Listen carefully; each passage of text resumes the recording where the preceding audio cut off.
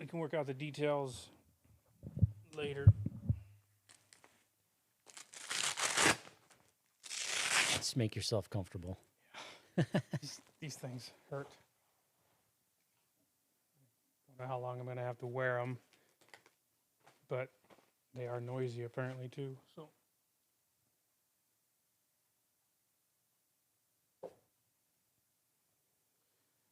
6 months pregnant over here. Boy or a girl? Both. I mean, it doesn't know yet. I'm going to let that baby decide its gender when it's 3 days old. Nice. That's the new trendy thing to do. We should probably do an intro. Yeah. So let's...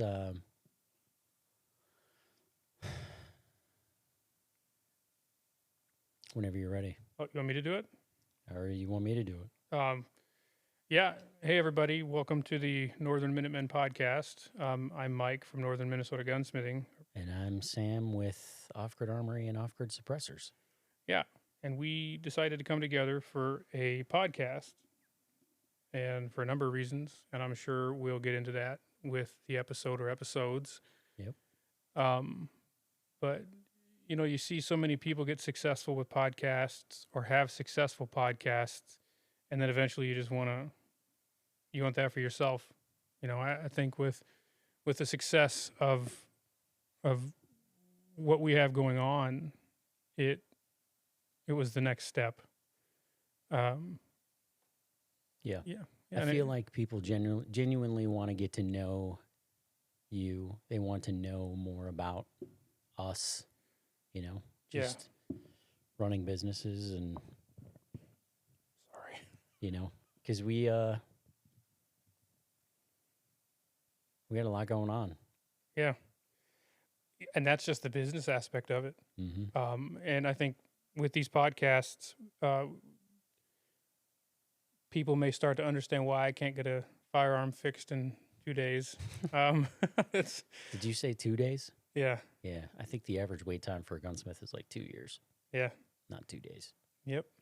And I can appreciate that people have that sense of responsibility. You know, guns are a big deal. Mm-hmm. And to have someone that you barely know, have your firearm for an extended amount of time can cause worry.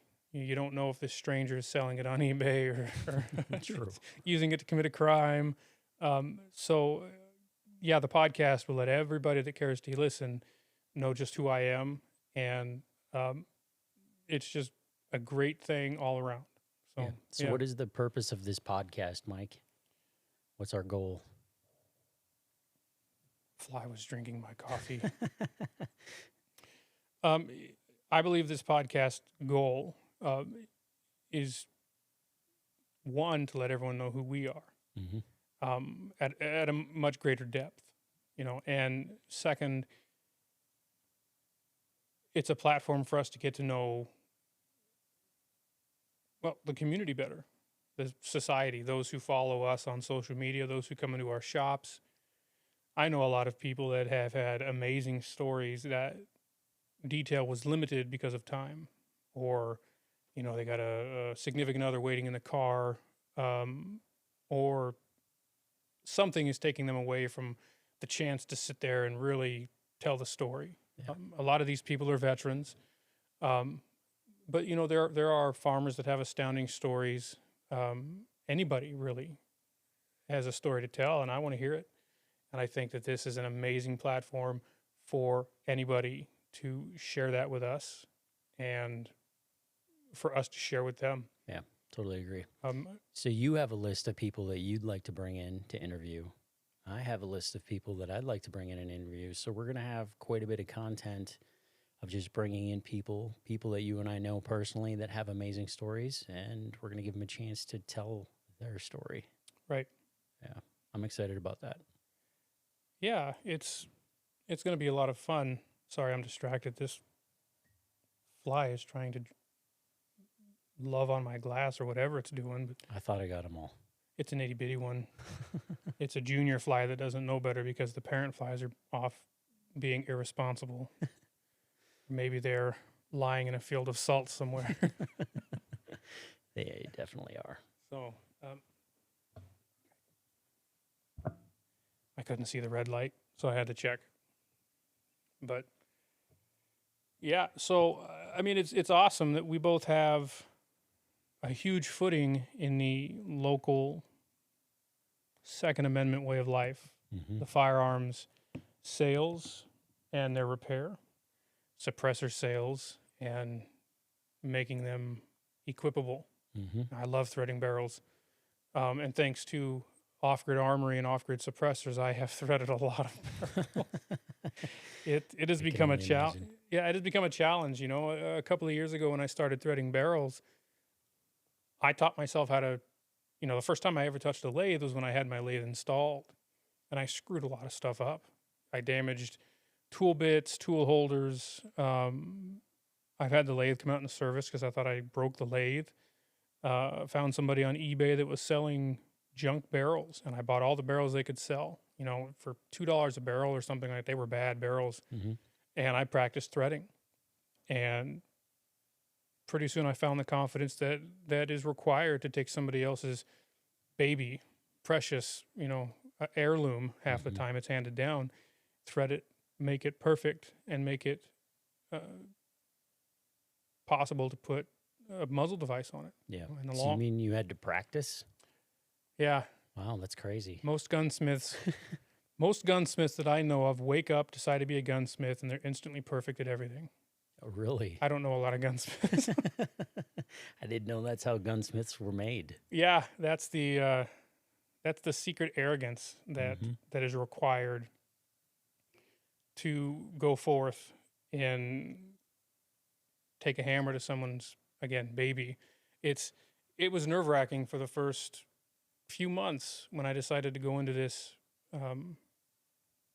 this business for myself, that you advertise and you're telling everyone you're competent and you're possible and you can trust me with this expensive firearm or the firearm that's been in your family for however long.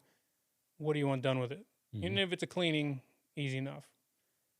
You want it restored, that's nerve-wracking. I don't care where you're at in the world, how much gunsmithing experience you have, how much confidence you have. You could be restoring your own gun, and it's nerve-wracking. Yeah. Something can go wrong. You only get one chance. Right. And even with the confidence that I have gained through the years that I've been doing this, I still have to take a moment and get in the right mindset and, you know, look through my notes. Certain firearms come apart in certain ways. Certain variants and models and generations of certain firearms have springs and detents and screws that others don't have. And if you take them all apart the same way, well, pretty soon you're beating on something that's not meant to come out, and you've galled a pin, and now what? Yeah. So how long you been in business? Since June of 2018. I think it was June of 2018. I was working at the county offices. I mean, it was a good job. It kept my family, you know, fed.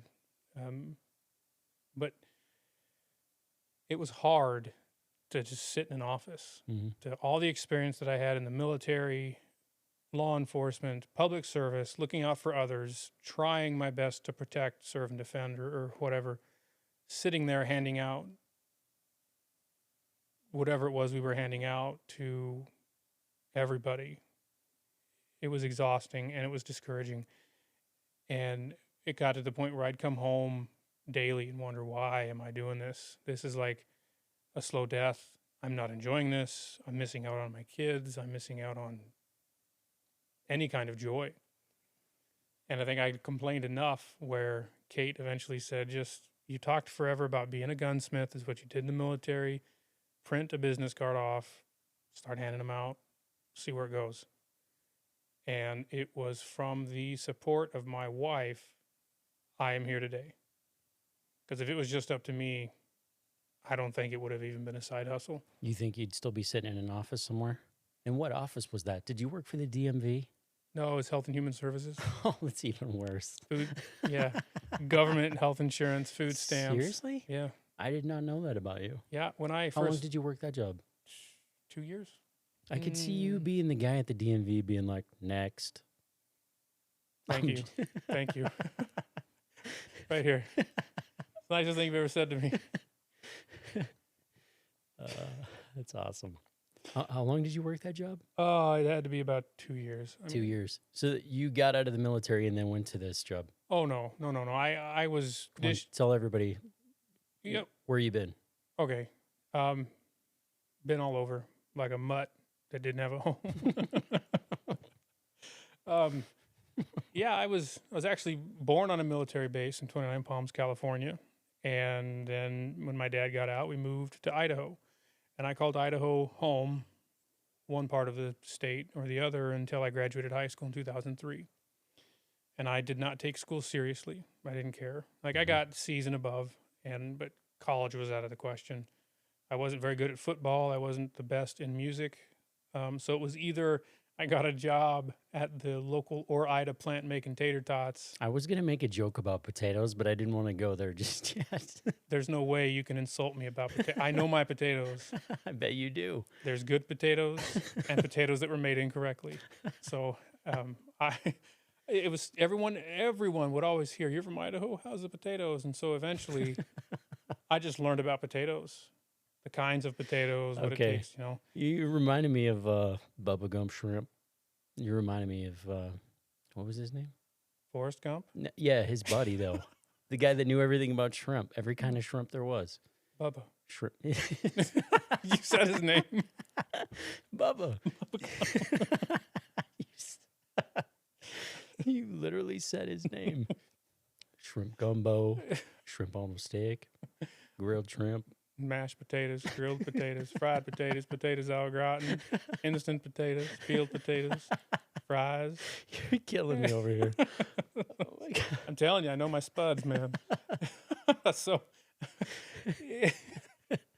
either you get to making tater tots at the Ore-Ida plant, or there was this wood grain facility. It was like they made plywood, like a lot of places around here will take all the wood and they'll rip 2x4s and such. Wood grain, and I lived right next to them.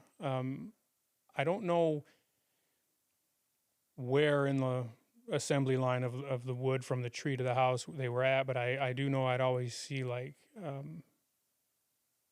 trusses and the roof part of a house, whatever you call that triangle. Yeah. They'd make them, and you could either work there or you can make, potato byproducts, or you join the military. Okay. And I tried joining the Army, the National Guard, the Air Force, the Navy.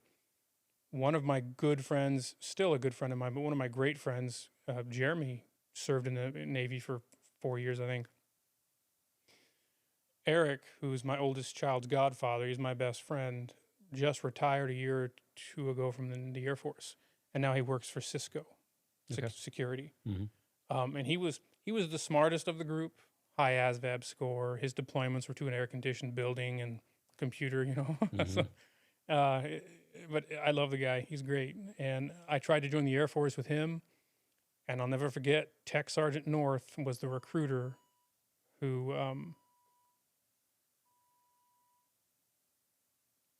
That's a 911 phone call. I thought maybe I was getting called home there. Yeah, no, that's a 911. Oh, you got to go? I don't know. I have to read it. Give me 1 second. Yep. Sorry about that. Nope. It is in a town far from here. In a galaxy far, far away. Yeah. We're good. But, yeah, Tech Sergeant North he was the recruiter, and I had some trouble. I had to get a waiver for whatever reason, and I admitted to trying, the devil's vegetable. That's what they call marijuana. I tried it once. Don't do marijuana, even when it's legal. Doesn't make it right. But yeah, the Air Force had no problem meeting their quota. It was the part of the Idaho, Oregon area that I came from was not wealthy. People were wanting to get out of there. So recruiters had no hard no hard of a time getting their quota, except unless if you were the Marine Corps recruiter. Nobody wanted to join the Marine Corps. Why is that, you think? Because it was hard. Because you had to work for it. Because what they gave you was the title, the uniform, the chance to forever call yourself a United States Marine, not, you know, and again, this was back in 2002, 2003, where the branches were not hard to recruit people. No, it was right after 9/11. Everybody was joining. Yep. Joining and going.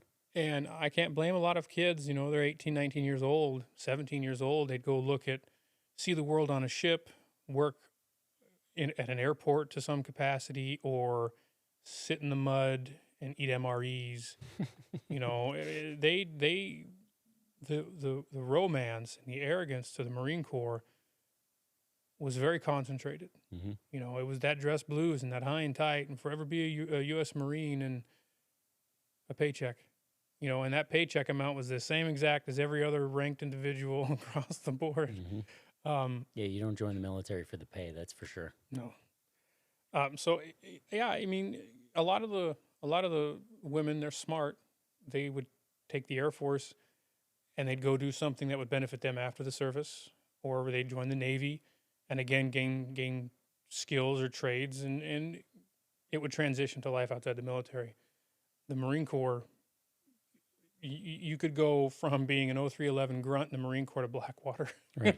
Exactly. Like, who is my skill set is kicking indoors in the middle of the night while wearing night vision. Right. Yeah. If you do that outside any other capacity, you're going to go to jail. Pretty much.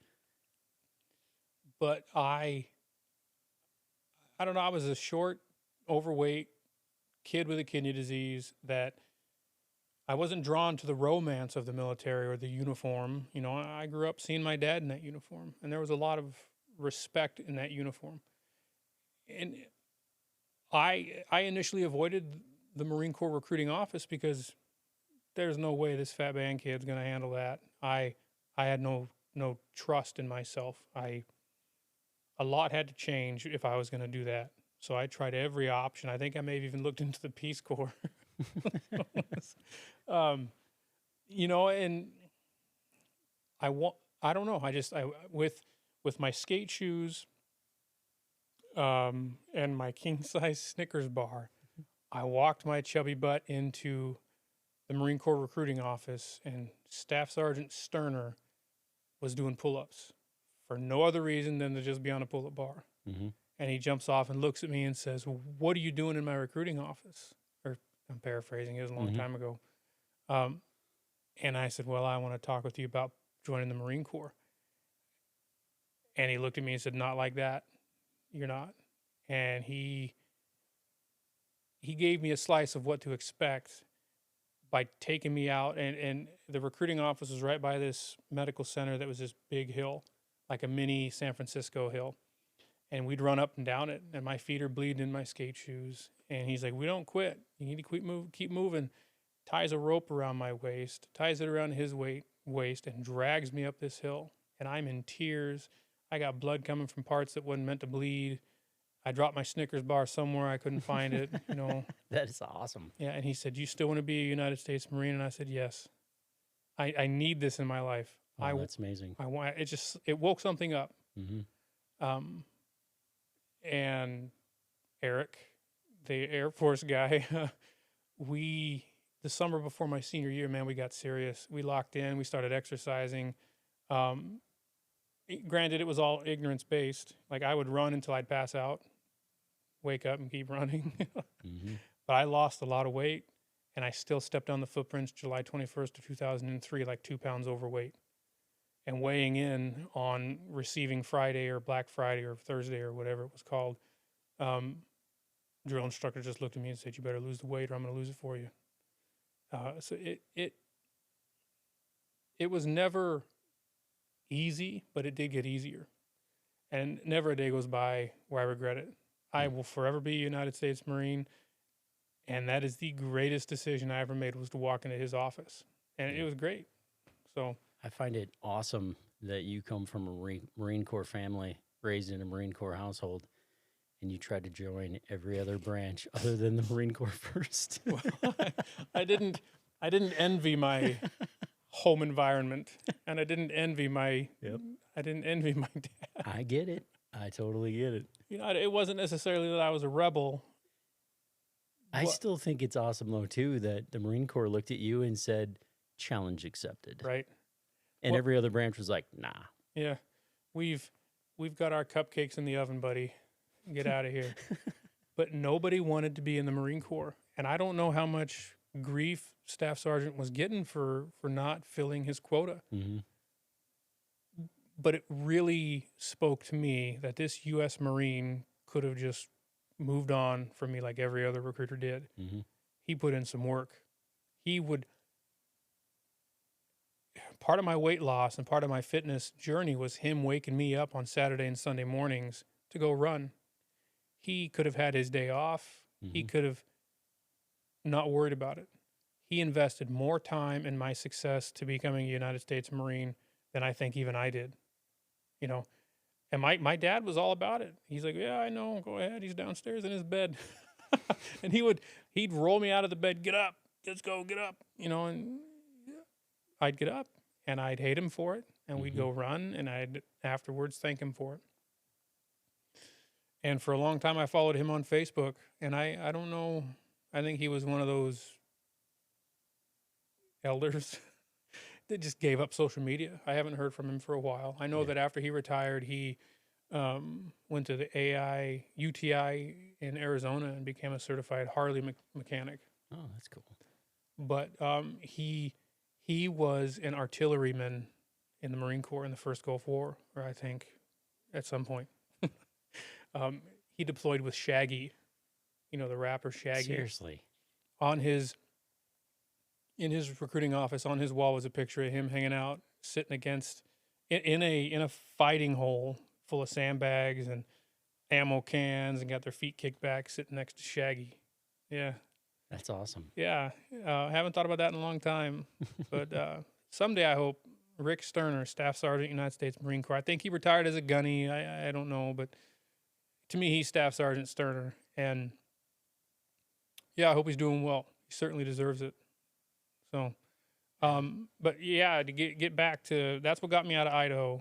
And then in the Marine Corps, I was in boot camp, and part of me being that rebel bad child, I had to go into boot camp not knowing what my job would be. And I hoped, prayed day and night it would be armorer, work with the guns. And that's exactly what it was. It was unreal, the hundreds of jobs that they could choose from. And I landed right on the one that I wanted. Some higher power was in charge of that. I know that in the Navy, the most dangerous thing you can do is go in as an unrated person, because then the Navy gets to pick your job for you. Mm-hmm. And if that happens, they really drag their feet to put you into a division, because they have this person who's undesignated that they can use for whatever jobs they need done. So I knew guys that were in the mess hall cooking for 2 years, or working with deck division, like chipping paint for 2 years. Unrated. Unrated. An unrated person is somebody who does not have an MOS. So you can't get promoted, can you? You can't, because you don't belong to a division, and it's just you're stuck in this limbo, and they don't want to put you in a division because they have all these other jobs that they no longer need to pull someone from a division for. Or they have you as an unrated person. I watched several guys go through that. I thought that the Navy's stepchild was a bosun's mate. I thought that's what, if you were chipping paint, you were a bosun's mate. If you were fapped out or sent to the chow hall for a short time, you were a bosun's mate. No, that's an unrated. They call you deck division, which is not really a division at all. Deck div. Yep. I wonder how many of them went AWOL. It wasn't a real great job. I couldn't imagine. Yeah. You're on. But that's the consequence of not picking. I'm willing to bet that you had to be an absolute turd bird to not go to boot camp with a job. And the recruiters did their job by getting you gone, mm-hmm. and then you became someone else's consequence. Yeah. But to be a 4-year working party's got to suck. Mm-hmm. Talk about resentment. heaven forbid somebody goes through that and becomes a congressman, Yeah, so I keep getting sidetracked, but yeah, I was a gunsmith in the Marine Corps, and I went through all the training to eventually be able to work on everything: crew-served weapons, individual issued weapons, precision weapons, long-distance rifles, reconnaissance firearms like the 1911 and such, and that it came so easy to me, the understandings and the going-ons and the mechanics of it all. Diagnosing firearms was easy. So I don't know at what point in time the thought entered my mind that I wanted to do it for myself, to be a gunsmith, but I must have mentioned it to my wife a few thousand times for her to encourage me to print the business card off. Right. But yeah, now here I am, a gunsmith in Bemidji. But you skipped the entire law enforcement part. I did. Yeah. Mike was in law enforcement. So you got out of the Marine Corps and then went LE, correct? I did. Yeah, I left the Marine Corps and finished my college education. And I really think it happened quick. If I'm remembering things correctly, as soon as I graduated college, within a matter of weeks, I was in South Dakota in their academy. But yeah, I knew that all of my experience, all of my training, all of my abilities could have been best utilized in law enforcement. And I didn't want to necessarily chase half-naked people through the woods or kick in doors or go to domestics all the time. I really liked what highway patrol officers did. That squad car is your office. You take it home. You're trained extensively more or in a greater detail in everything, in every concept, and writing people tickets for speed just seemed more up my alley than running around the corner and meeting a firearm any given. And that risk was always there as an officer, but I don't know. I loved, for the same reasons I was drawn to the Marine Corps, I was drawn to the Highway Patrol. Mm-hmm. A couple of people from my church in Payette, Idaho, Sean Klitsch, great person. He always thought highly of him. He retired from the Idaho Highway Patrol or Idaho State Police, and I interviewed with them. I interviewed with a lot. Like I applied to the Delaware Highway Patrol. I was willing and ready. There was 3 counties in that state. It's, itty bitty. And I'm probably way off here, but it wasn't very big at all. And for the first time in a long time, they were hiring. And I had passed all the initial whatevers, and I had to go out there. And I had some surgeries that the surgeries came along at a time where it was now or never. So I took the surgeries, got the surgeries done for military-related reasons, and it got in the way of me testing for them. And I actually still tested for Minnesota Highway Patrol with a scar all the way around my waist and some other issues. And Iowa, North, South Dakota, Kansas, like I went everywhere just looking for that job. Mm-hmm. And South Dakota hired me, and I spent some time with them. And then my kidneys failed, and it really affected my ability as an officer. So I resigned. And some other things happened, and I worked some other jobs, and found myself working in Health and Human Services for Beltrami County. I'm not dissing them in any way. It's just government jobs are tough. Yeah, they're just tough. They just grind your soul.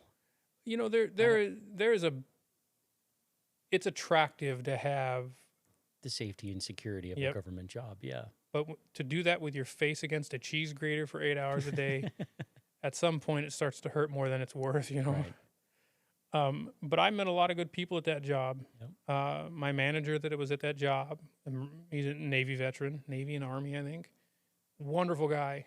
I'm glad I know him. Mm-hmm. I really hope he's doing well. He has retired from that position. But I will say those benefits, when I was a kid, kept me fed, kept me healthy. there's a time and a place and certain situations where those benefits are greatly needed and appreciated and necessary. Yeah, totally agree. But I got tired of seeing people exploit them. That money is finite. There's only so much. And these people would get accustomed to these benefits, get lazy, and then find the loophole. Like this single person broke their hand just so they could stay unemployable to get the family cash or whatever it was called. Or now they wasn't family, they were a single. But all I could do was send the report up to fraud and then watch it never get handled. So, and I will say that for the entire area, including the reservations and the county, I think there was one person, their caseload was depressing. So I found myself at a crossroad and walk away from it. And it was scary going into business for myself, not knowing what to expect, not knowing how long it would take before people even knew I existed, where it would go, and would it meet me financially where this government job does, And it took weeks, no time at all. People finally, literally a gunsmith. Are you serious? Here. And then pretty soon I'm going from this gun safe to, and yeah, kind of like you had suggested a few times, I need to take a big hole and put a bunker with a vault door on it. Just because I refuse to keep people's serialized ordnance unsecured. But it has been a huge blessing. All of my training and experience, everything in life, to some extent, benefits me and where I'm at as a gunsmith. That's the cool thing about everybody's path. It's like all the little things, all the jobs you've worked, all the places you went to school, and the people you've met. Like all of that is preparing you for the next thing. Yeah. And then you show up to this next position and you're like, I'm totally ready for this. Right. Yeah, and it's great because you don't have to, anymore as I am today as a gunsmith, I don't have to overthink anything. My confidence is complete. My ability, my business model, what I'm willing to do and what I'm not willing to do, I know that pretty well right now, or, at this point. So somebody can bring me in a firearm and somebody will screw that up, but it won't be me. I'm going to, it's like we spoke about that a few weeks ago by a gentleman that had asked me to modify a bolt handle or something on a gun. And some firearms are just best left alone. Yep. That is unique. I think there's some significance in leaving it alone. But when it comes to shop abilities, when it comes to options, it's just not me. You mean you're not drilling and tapping pre-64 Winchesters for people? Right. I mean, yeah. Have you been asked that before? Yep. I'm asked to do things that I don't agree with. And half the time I just do it because it's what pays the bills. And I'm there to provide a service. And that's what the customer's asking for. Right. Yep. But there have been times where I'm asked to to drill and tap a old Winchester or 1897 Winchester. Yeah. I want to put a modern scope on this, please. Yeah. One person said, I don't like this octagon barrel. Can you put a round one on it? Oh, Lord. No. Oh, Lord. No. What's the craziest job anyone's ever asked you to do? Does one come to mind? One where you were like, I'm having an internal conflict right now. I don't want to do this to this gun. I'm sure one will come up in conversation. Yeah, I have to think about it. There's a lot of... Think about it. You've probably seen many. The longer that I'm in business and the more work that I take on, the more I feel the need to get people's stuff back to them in a timely fashion. Yeah, that's as important as doing the actual work as getting it back in timely way. And the first few years, I said yes to everybody because I wanted the experience, I wanted the income, and I wanted to prove to everybody there's nothing I can't do, and I'm going to show you. Yep. Now I feel that I'm so established where for sake of everybody who's been patient with me and that I've had their guns in my safe for a year, I have to say no to this because I've got people waiting on me. Mm-hmm. I can't try to reinvent the wheel here on a gun that had a short run and went out of business because of lawsuit after lawsuit. Parts aren't available anymore, and I'm going to try and make a firing pin. And you know what? Call me in a year and see where I'm at. But I have a lot of people who I fear their patience is wearing thin, and I really need to give them that time. So, and that's exciting. That really helps me to feel that I've made it. And the expectations that I had for myself to begin with were not very high. And I find myself constantly, not settling to where they were at, but let's change that goal. Let's keep reaching for something higher. And yeah, that had something to do with this podcast, coming to you and talking with you about it, because I know as soon as this catches on, we get a following and a lot of people find out that I exist, and then I'm good at what I do. It's going to get even more busy. Yeah, when you came to me, year and a half ago and talked about doing this podcast, I was like, yeah, let's do it, because I think it's just going to be fun.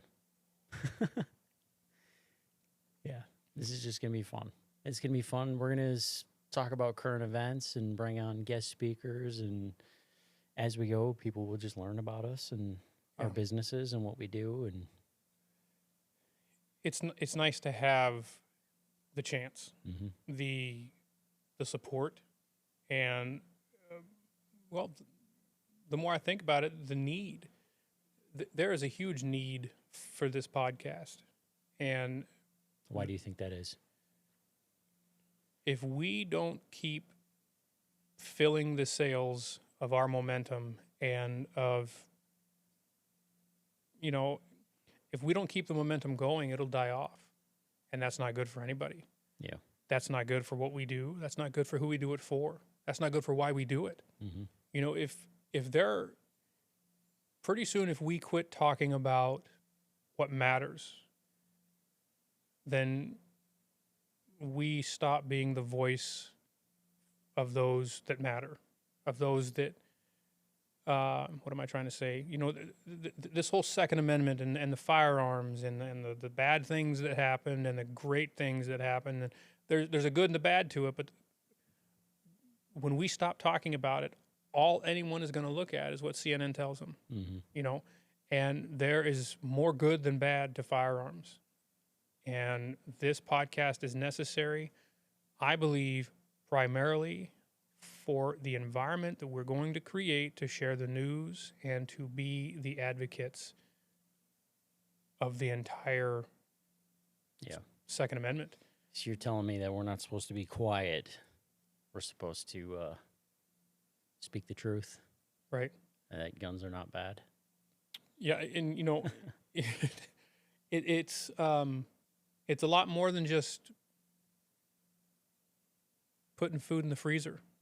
And that I think that the hunting industry needs more people behind it. Yeah. Because you can see dips and tags that are sold, and the accessories for firearms and camouflaged equipment. That is, when that declines, it affects the environment. It affects ecology. It affects wildlife populations. I mean, there's a fine balance that is to be had with firearms being a big part of that balance. Yep. And then that's just talking about hunting. And then you talk about my right as a citizen of this country to have one and to carry it. That is an inalienable right, but there's a good and necessary part to that right. A lot of people don't know that, and they don't realize that. So on Wednesday, I'm giving a TED Talk, or I'm calling it a TED Talk. It's a NEL program. I don't know if you've heard of a NEL program, but it's being held at the First Baptist Church in Bagley on Wednesday, this coming Wednesday.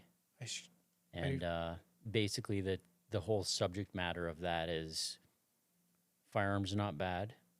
You know, they've been demonized in media that firearms are bad, and if people have firearms, they're bad people. It's like, no, this is a right to self-defense, you know, to be super respectful and do everything correctly. But firearms ownership is a right, and self-defense is a right. Yep. And basically, I'm giving this talk in Bagley on Wednesday, and I found out there's going to be between 40 and 150 people at this thing. Yeah.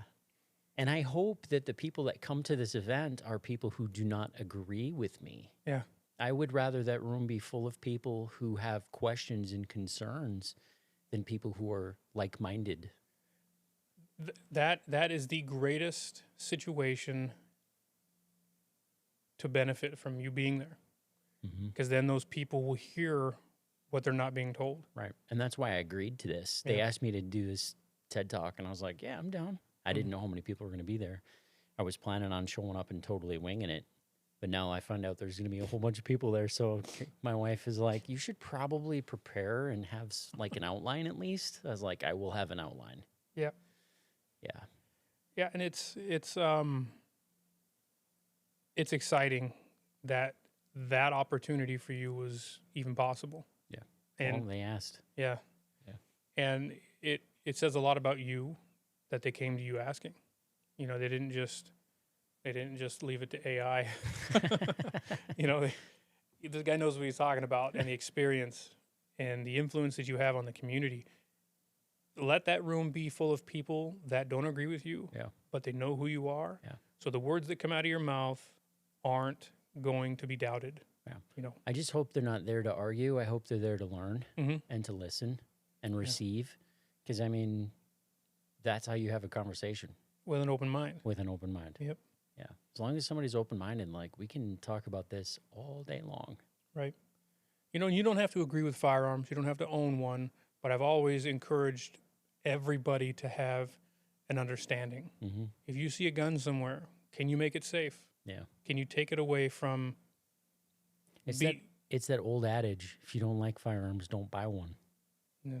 Don't try to stop other people from not owning them. Right. Yeah, it drives me nuts that it's... You know, a gun that just sits there will hurt no one. You mean the 1911 on your end table there? Yep. It hasn't bit anyone yet. And it never will. If it does, then yeah, something else is going on. But cars kill more people, and there's no one banning cars. Knives, baseball bats, prescription medications. None of that's in the conversation because there's a lot of ignorance to the firearms debate just because people only believe what they're told by the news that they tune into or the news that they read. And at some point, maybe in college, they got on a bandwagon that they haven't gotten off of yet. And for some reason, they feel it in their souls that they have to continue down that road. You don't have to agree with it. You don't have to like them. You don't have to own one, but understand them. Understand that like everything else in society, everything else in this world has its place when, it has its place. And you could be against firearms, but if you find yourself in a situation where you could have done something, maybe that's a reason to take a concealed carry class. Maybe that's a reason just to understand how to take that gun and make it safe. Not point it at somebody, not harm anybody. Yeah. Let's go ahead and neutralize this situation and, you know, handle it. I had a phone call from a guy on Thursday this week. He called me and he said, hey, I have never owned a firearm before. Where should I start? And I said, you should take my next permit to carry class. Perfectly honest, you should take our next permit to carry class because we go through all the law, what the law says you can do, what the state law says you can do, when you can carry your firearm, when you can't carry your firearm. You'll learn the basis of all firearms knowledge in the permit to carry course. And I was like, why now? Because this gentleman's probably almost 50 and he's never owned a firearm before. And he said, well, I have 8 kids in the house. And he said, the world is just getting it's just getting weird, and I feel like I should at least have a firearm in the house. And I said, you're 100% spot on. I trust your gut feeling here. You Yep. should absolutely. Yep. And you could own that firearm. You can have that firearm loaded and never use it.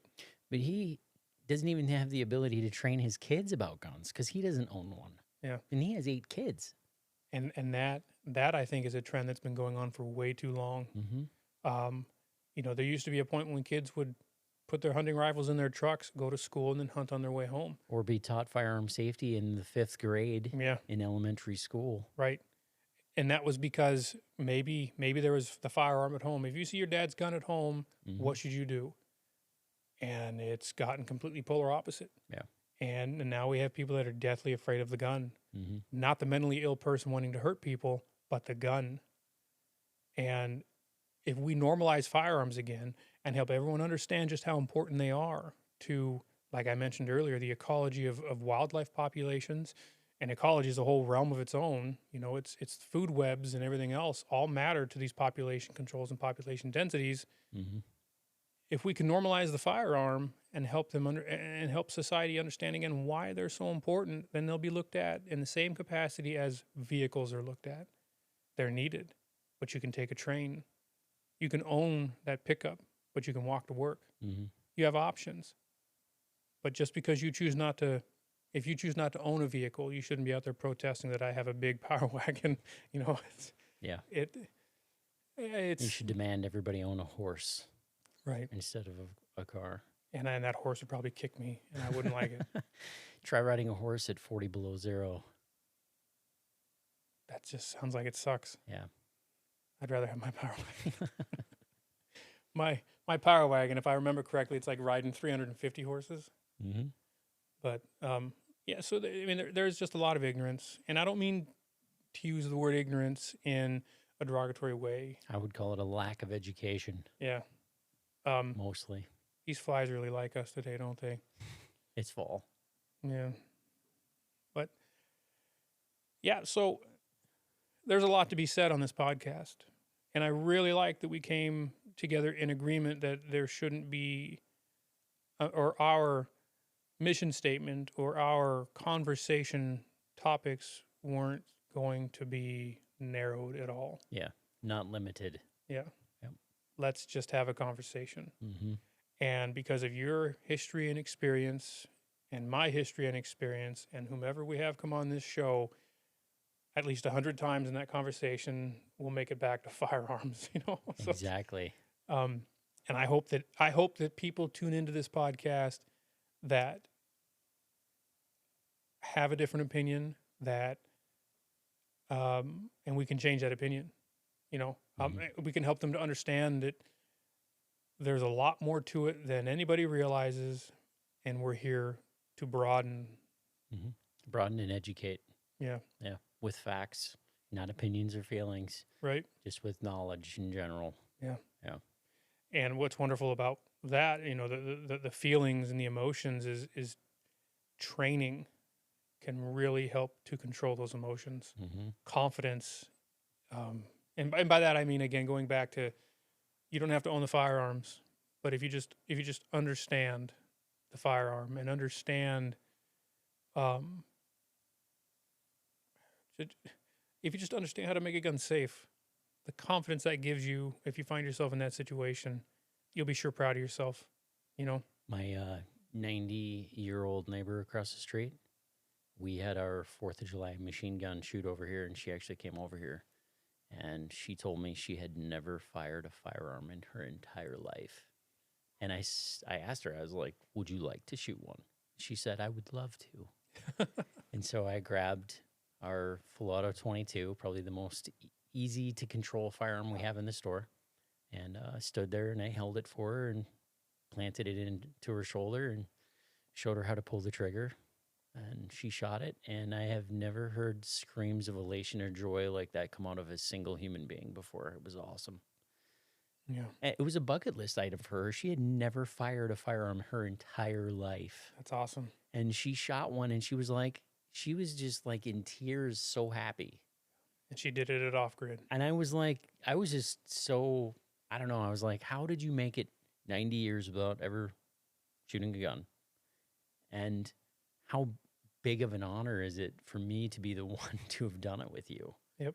Like, that is so cool. Just a privilege. Yeah, that's really neat. Yeah, there's a lot of people around here that have never been exposed to them, never had an opportunity to, and they don't know anything about them. Yeah. And you want to go down another topic of firearms is I think, and their use. A lot of the people who've never used them, and because of that, they're afraid of them. Almost every single time when they're using one, yeah, it changes their mind, doesn't it? With recreation. Yeah, like this is so much fun. Yeah, I'm destroying a target at however many feet or yards, and it's a safe, controlled environment, as it is most every time. But the recreation of firearms it's therapy. It's it's wonderful. It is therapy. Yeah. And I think the gun range is an amazing environment, controlled environment to build that confidence. And while you're building that confidence, you're building support for, or you're building an understanding of why they're necessary. But yeah, that could be like a 5-part series. Pretty much, yeah. So yeah, I've rambled on a bunch about me, so I'm going to assume that it's either your turn or the next episode will be all about Sam. It doesn't need to be. Like you said, in these episodes, people will learn as we go. And I mean, the story, like your story, it's too long to be told in one episode. Yeah. I mean, just think about that. You got Idaho potatoes. I mean, that could be a 10-part series. There's a lot of potatoes. Time in the Marine Corps, how long were you a Marine? 9 years. 9 years. 9 years and 3 days. So in dog years, that's like 6 lifetimes. Wow. and devil dog. So devil dog. Yeah, 9 lives. Yeah. Yeah, and it does sound like I kind of went through my life in bullet points. So you're right. But still, there's a whole slew of stuff we never even talked about. Right. Yep. So it's gonna take time to get through this for sure. Yeah. Yeah, in the first episode, my chair is vibrating. Now it's your turn. Your phone's ringing. Yep. Is it a 911? No, it is a medication alarm. A medication alarm. Yep. So, but yeah, I think it's fun to kind of. I hate talking about myself, but I don't hate it as much here talking about myself. I hate advertising for my business. I just rather do the work. Bless my wife, and her time is just as valuable as mine, and she spent so much time driving around putting up cards and posters and flyers. What do you hate about advertising? I'd rather, I don't know. I mean, it is kind of ignorant, but I'd rather be in the shop fixing the firearms. The advertising is important. I thoroughly believe that. Yeah. But to me, I feel like I'm wasting my time. Yeah. Because I want to be. So I used to have that mindset where advertising was a waste of money because you're throwing this money out in print and radio and everywhere, and you don't see that instant result of, hey, I advertised and now I have this business. And that used to mess with me like a lot. And with the firearms business, I have learned that whatever you invest in advertising will come back to you tenfold. And people won't come in and be like, hey, I heard your ad on the radio, so I'm here to take a permit to carry course, or I'm here to buy a firearm from you. They don't do that. But whatever you spend in advertising will come back to you tenfold. And our advertising budget here, especially with the suppressor company, it's scary. It's uncomfortable. It's like all that money I could use to make more inventory. It's like, no, you have to advertise. I think it takes a lot of faith that I'm not ready to lean on yet. Yeah, you should. Yeah. You should. And yeah, advertising is scary. I'm totally agreeing with you. It is really, really scary because it's expensive. Yeah. All of it is expensive. A billboard is $3,500 a year, and you sign a 2-year contract. So it's $7,000 for one billboard, and One billboard. and then you have to pay them $1,200 to put it up. Yeah, it's so expensive. You're telling me I need to go into the billboard business? Maybe I'd be your first customer. I could have a big piece of property full of billboards, and then my Dude, gunsmithing business. I'm telling you, if you have a field next to a highway, you should cover that baby in billboards. Wow. There's big money in that. And then, yeah, television advertising, super expensive. Radio is pretty reasonable. But yeah. The one thing I do love about advertising is, especially on like the radio and television, you're being heard by people that may not like your business. Amen. And it's like, here, let me give you another shovel full of me. Mm-hmm. And you can't give them a warning to put on headphones first, but it's you'll live forever rent free in their mind. And I know that's completely random. Yep. And I don't have a lot of people, any that I know of, that dislike Northern Minnesota gunsmithing. And I'm not saying that to be arrogant. I'm just saying that because I'm real careful of who I want to leave a review. Mm-hmm. But yeah, when there's a post on Facebook and somebody clicks it and likes it and refreshes it in their feed, or you have a advertising out there, what you're doing is you're even giving it to the people that can't stand you. And that is, even when they're complaining about you, it's like, wait, they teach concealed carry classes out there? Huh. Yep. Keep complaining. What else do they? Exactly. Machine gun shoots? Are you serious? Yep. I saw the Facebook post with 2-3 pallets of pumpkins. Yep. They're back on the range right now. So, machine gun shoot October 25th at Off Grid. Pumpkin carving with machine guns. That's awesome. Yeah. Yeah, I think I commented that you're trying to be the Grinch of Halloween, making everyone's pumpkins disappear. Yeah.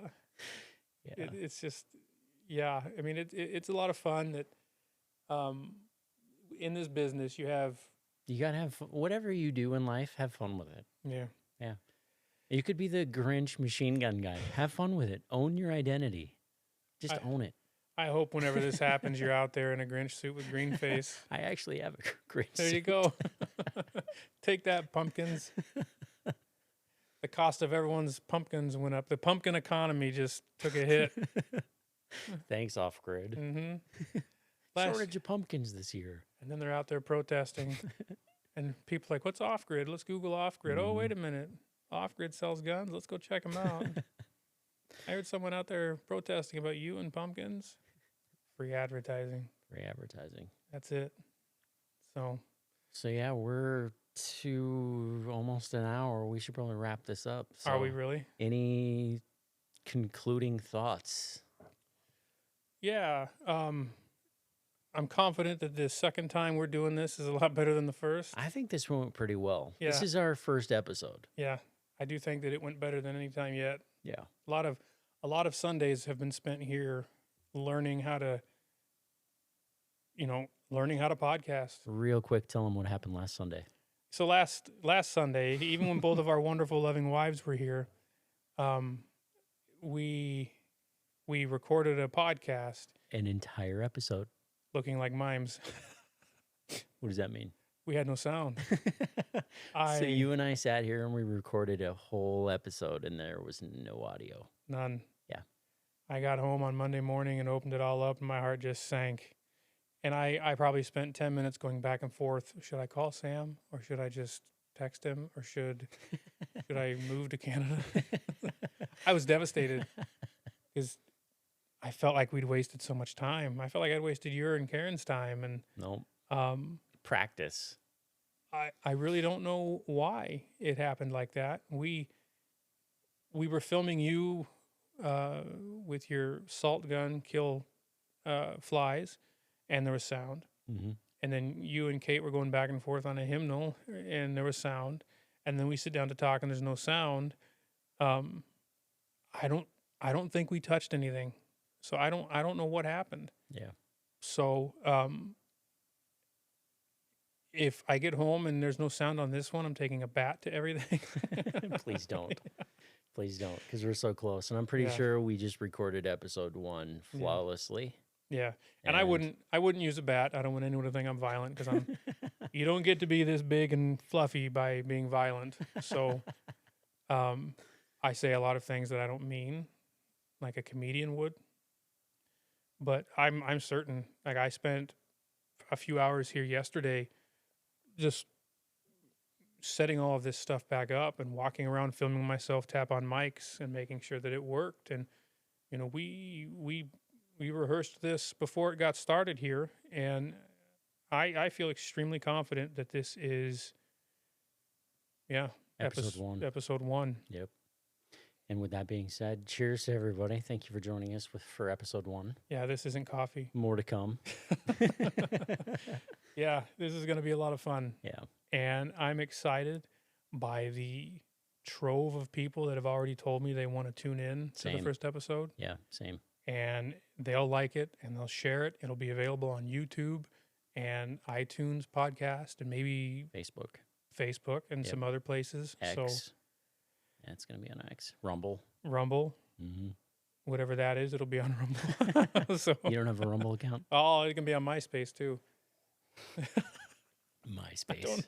I don't know what MySpace. What is it? 1999. Yeah, Tom's my number one friend. My only friend. That's funny. So yeah, I think it should time to wrap it up. You know, we could get winded here, and then pretty soon our phones won't stop. So yeah. So our episodes we're recording on Sundays, dropping on Wednesdays. That's right. So we'll have an episode every Wednesday. Yep. And thank you so much for listening. It's gonna be great, and it's gonna get greater. It's gonna get real. And I'm excited for how excited. I'm excited for how great they'll get when we have guests, because that's going to be awesome. So. It is going to be awesome because we know some really interesting people. Yep. That have done some really interesting things. Yeah. So,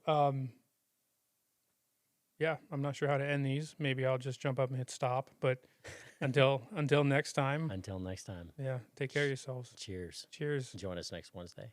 Next Wednesday. Perfect. Adios. Well, that went well. Yeah, I think it went better than last time. Dude, that was, I tell you, an hour goes quick.